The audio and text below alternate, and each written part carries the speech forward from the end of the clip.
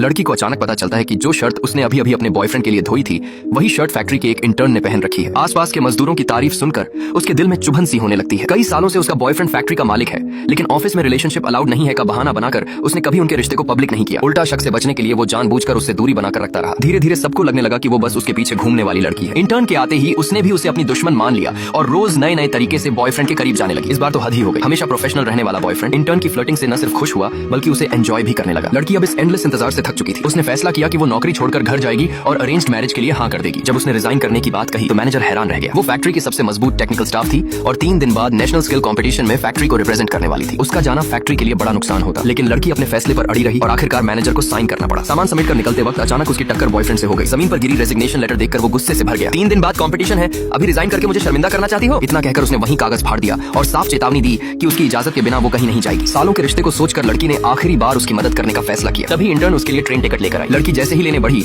Intern ने जानबूझकर ticket जमीन पर गिरा दिया। उसे मालिक का सपोर्ट था, इसलिए वो उसे बिल्कुल सीरियस नहीं लेती थी। लड़की का सब्र टूट गया। उसने इंटर्न को जोर से धक्का दिया और साफ कहा, मुझसे दूर रहो वरना ठीक नहीं होगा। इंटर्न रोती हुई जाकर शिकायत कर देती है। गुस्से में बॉयफ्रेंड फैक्ट्री के नाम से नोटिस जारी करता है। मैनेजमेंट की बात नहीं मानने के कारण उसकी महीने की परफॉर्मेंस सैलरी काट ली जाती है और वही पैसे इंटर्न को दे दिए जाते हैं। ये देखकर लड़की का दिल पूरी तरह टूट जाता है। 7 साल का रिश्ता एक इंटर्न की एक मुस्कान के सामने हार गया। तभी तेज बारिश शुरू हो जाती है। वो भीगती हुई खड़ी रहती है। तभी दूर से बॉयफ्रेंड की कार दिखती है। वो उम्मीद से आगे बढ़ती है, लेकिन वो सीधे इंटर्न के पास जाता है, उसे छतरी में लेकर कार में बैठा देता है और बिना उसकी तरफ देखे चला जाता है। उस पर लड़की अंदर से पूरी तरह टूट जाती है। वो अपनी माँ को कॉल करके 3 दिन बाद होने वाली फैमिली मैरिज के लिए हाँ कर देती है। बारिश में भीगते भीगते वो घर पहुंचती है और उसी रात उसे तेज बुखार हो जाता है। फिर भी कंपटीशन मिस न हो, इसलिए अगले दिन खुद को संभालते हुए स्टेशन पहुंच जाती है। लेकिन बॉयफ्रेंड का पहला सवाल कंसर्न नहीं, इल्जाम होता है। अपनी सेहत का ख्याल नहीं रख सकती? अगर कंपटीशन खराब हुआ तो मैं शेयर होल्डर्स को क्या जवाब दूंगा? लड़की कुछ नहीं कहती, चुपचाप ट्रेन में चढ़ जाती है। इंटर्न ने जानबूझकर अपने और बॉयफ्रेंड के लिए फर्स्ट क्लास टिकट बुक की, जबकि लड़की के लिए सिर्फ स्टैंडिंग टिकट लिया। बुखार में घंटों खड़े रहने के बाद वो आखिरकार बेहोश होकर गिर जाती है। जब उसकी आंख खुलती है वो अस्पताल में होती है। उसे लगता है कि बॉयफ्रेंड उसे यहाँ लाया होगा, लेकिन नर्स बताती है तुम्हारे फैक्ट्री वाले मालिक वो तो तुम्हें नहीं लाए, वो तो बगल वाले कमरे में एक इंटर्न का ख्याल रख रहे हैं। उसी समय माँ का फोन आता है। लोकेशन सुनते ही वो उसी दिन घर वापसी की फ्लाइट बुक कर देती है। लड़की मना करने ही वाली होती है कि तभी बॉयफ्रेंड कमरे में आता है। उसे देखकर एक पल को उसे गिल्ट महसूस होता है। तभी इंटर्न भी अंदर आ जाती है और उसका चेहरा तुरंत फिर से ठंडा और प्रोफेशनल हो जाता है। वो कहता है फैक्ट्री ह्यूमन बेसिस पर तुम्हारा पूरा मेडिकल खर्च उठाएगी, लेकिन ये गलती तुम्हारी भी है, तुम्हें अपनी सीट पर ही रहना चाहिए था। लड़की ठंडी आवाज में जवाब देती है, मेरे पास सीट थी ही कब, मेरे पास तो स्टैंडिंग टिकट था। वो तुरंत इंटर्न से सवाल करता है। इंटर्न बहाना बनाती है, शायद सिस्टम ने रैंडम टिकट दे दिया, उसकी किस्मत खराब थी। इतना बेकार बहाना होने के बावजूद वो उस पर यकीन कर लेता है। उल्टा उसे 20,000 रुपए ट्रांसफर करता है और कहता है कि तुरंत होटल बुक कर लो,